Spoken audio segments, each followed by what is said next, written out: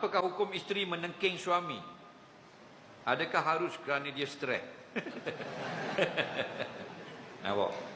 Dengar baik-baik. Sebab itulah adab itu penting. Nombor satu, kita ajar anak kita agama, iaitu kitab Quran. Nombor dua, adab. Nabi kata hakul waladi 'alal walidi an yu'allimahul kitaba wal adab.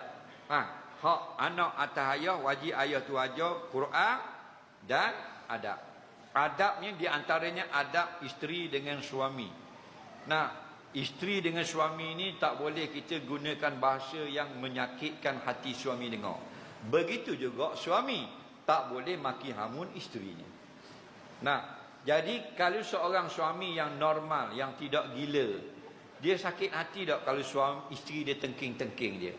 Sakit hati tak? Jangan buat. Yang suka menengking suami ini perempuan yang mulut jahat, dia panggil. Imam Al-Zahabi sebut dalam kitab Al-Kabair, perbuatan perempuan gini menyakitkan hati suami ini dipanggil bazilatul lisan. Lidah tak molek. Lidah huduh. Hukumnya haram. Okey? Tapi kalau dia tak ingat, dimaafkan. Dia terlupa, tak ingat, dimaafkan. Cuma kita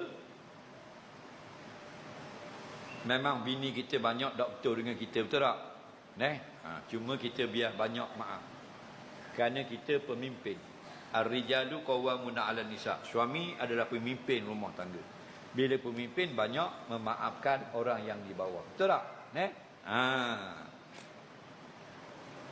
Kerana orang perempuan itu banyak dosanya ialah mulut. Mulutnya jahat. Kenapa jahat? Kerana mulutnya banyak. Kita tengok mak kita dengan ayah kita mana banyak mulut?